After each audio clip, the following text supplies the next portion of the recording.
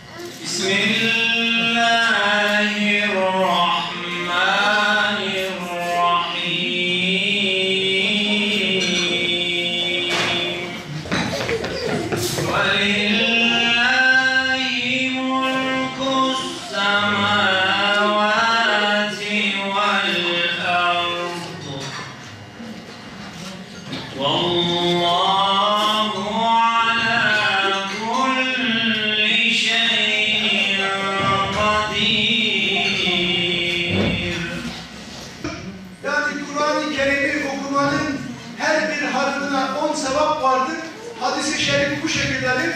Ayrıca Kur'an'ı okumayı sevmek, okumayı anlamak bu bizim dinimizin emridir.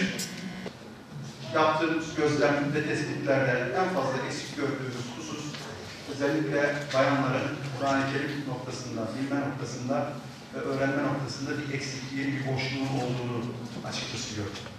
Bunun yanında bunu nasıl telafi edebiliriz? Bu konuda nasıl bir proje yapabiliriz? Nasıl bir farkındalık oluşturabiliriz düşüncesiyle?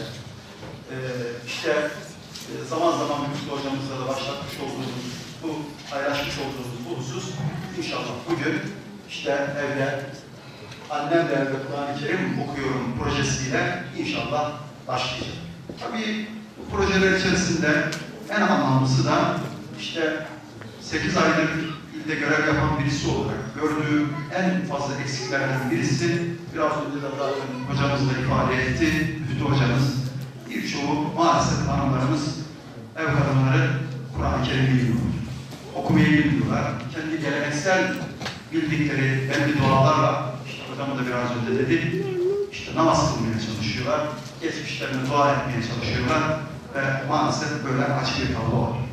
Bu anlamda da inşallah bu organizasyonla biz bunu ailelerle paylaşarak, yani bir taraftan okuma yazma seferberliğiyle okuma yazmayı öğrenenler, diğer taraftan da bu Kur'an-ı Kerim öğrenme seferberliğiyle evlerde çocuklarıyla beraber Kur'an-ı Kerim'in sesini yükseltmek, her evin duvarında bunun yankılanmasını sağlamak adına inşallah böyle güzel bir projeyi hayata geçirmiş olacağız.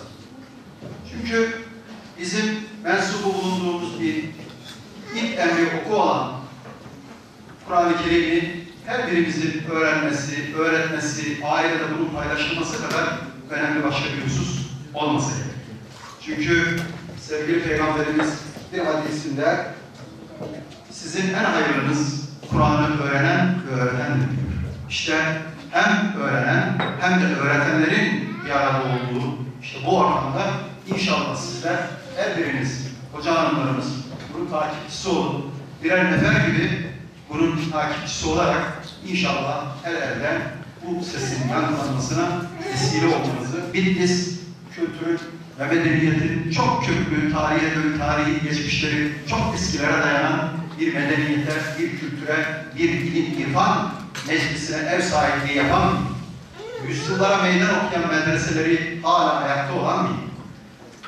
Yani bu millet tarihin her döneminde İslam'a sancaktarlık yapmış, özellikle Bitlis'i bu anlamda çok kıymetli şahsiyetleri kendi bağrında yetiştirmiş, ülkenin çeşitli yerlerine ve her yere dalga dalga İslam'a bayraktarlık yapan kıymetli şahsiyetleri yetiştirerek çok adeta İslam'ın sancaktarlığını yapan bir. Ama üzülerek ifade ediyoruz ki, etmek gerekiyor ki bakıyoruz bu kadar medreseleriyle yoğun olan, yüzyıllardır ayakta duran bu yapılar maalesef bayanlara yönelik anlamda bu konuda çok eksiği var.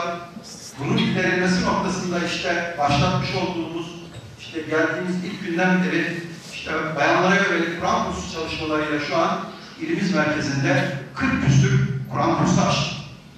icra ediyoruz. Bir sivil toplum örgütü tarafından 22.000 kişi üzerinde yapılan bir araştırmanın sonuçlarına göre vatandaşlarımızın %40'ı Kur'an okumasını biliyor. %60'ı Kur'an okumasını bilmiyor. Bunların %20'si Kur'an-ı Kerim'i eline dahi almamışlar. Sayın Valimizi, muhterem eşlerin, kürsü teşviklerini arz ederim.